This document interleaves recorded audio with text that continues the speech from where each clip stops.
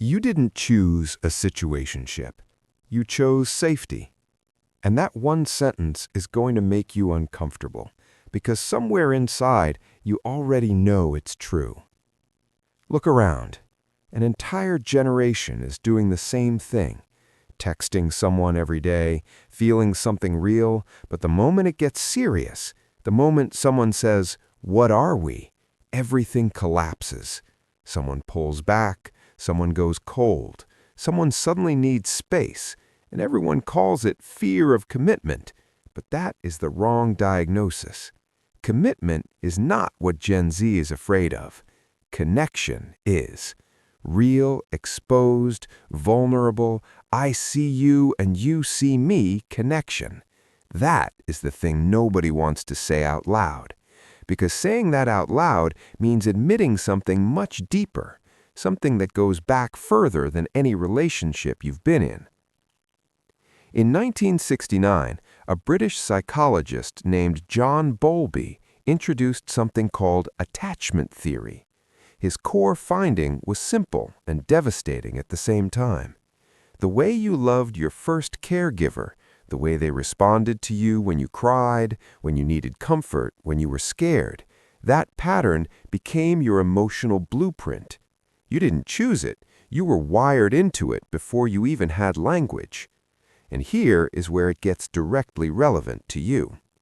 There are 4 attachment styles, but for Gen Z, 2 dominate: anxious attachment and avoidant attachment. The anxiously attached person needs constant reassurance. They overtext, they overanalyze, they feel everything too loudly and then apologize for it. The avoidant person shuts down when intimacy grows. They go silent. They create distance not because they don't feel, but because feeling too much triggers a very old alarm inside them. Now here's the part nobody talks about. Anxious and avoidant people are magnetically attracted to each other. The anxious person chases, the avoidant person retreats. The anxious person mistakes the chase for passion, the avoidant person mistakes the distance for peace. And a situationship is the perfect container for both of them. It gives the anxious person just enough connection to stay hooked. It gives the avoidant person just enough distance to feel safe. Nobody has to be fully present. Nobody has to be fully vulnerable. Nobody has to risk the thing they are most terrified of, being truly known and then abandoned anyway. So stop calling it a generation that doesn't believe in love. That is lazy. That is wrong. Gen Z doesn't lack the desire for love. They lack the felt safety to receive it. There is a difference, and that difference changes everything about how you see yourself. You are not broken. You are not emotionally unavailable. You are not just like everyone else your age.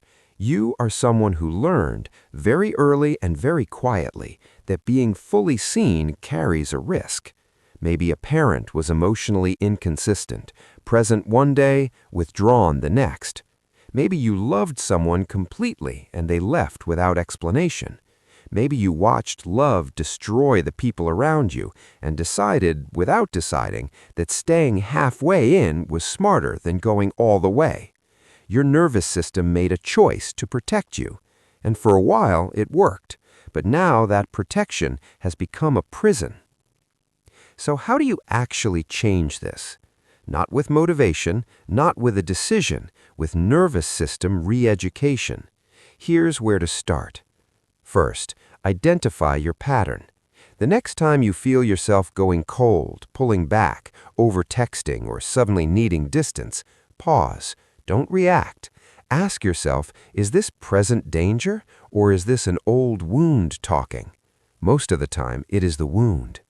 Second, tolerate the discomfort instead of escaping it. Situationships feel comfortable because they're controlled exposure, a little warmth, a little distance, balanced just enough to never fully terrify you. Real love requires you to sit inside the discomfort of uncertainty and stay anyway. That capacity is built slowly, not avoided. Third, say the thing you are afraid to say, not to test the other person, but to test your own voice. Vulnerability is a muscle, and most of Gen Z has never used it because the digital world gave them 1,000 ways to communicate without ever being truly honest. One honest sentence, "I feel something real here, and that scares me," does more psychological work than 6 months of situationship navigation. Fourth, choose people who are emotionally regulated, not emotionally exciting. Here's the uncomfortable truth. If someone makes you feel obsessed, anxious, and electric all at once, that feeling is not chemistry. That is your attachment wound recognizing a familiar pattern. Healthy love feels calm, steady, safe. And if you've never had that, it will feel boring at first. That boredom is actually your nervous system decompressing. Give it time.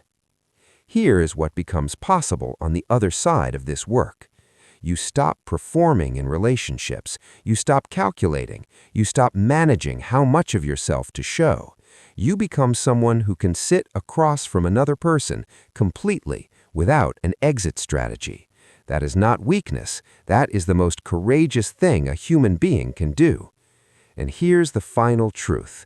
You were never afraid of love. You were afraid of what love might cost you if it left. But staying halfway in has its own cost, and you have already been paying it. The only question now is whether you're going to keep paying or finally decide that you are worth the risk of the real thing. That decision starts today, not with someone else, with you.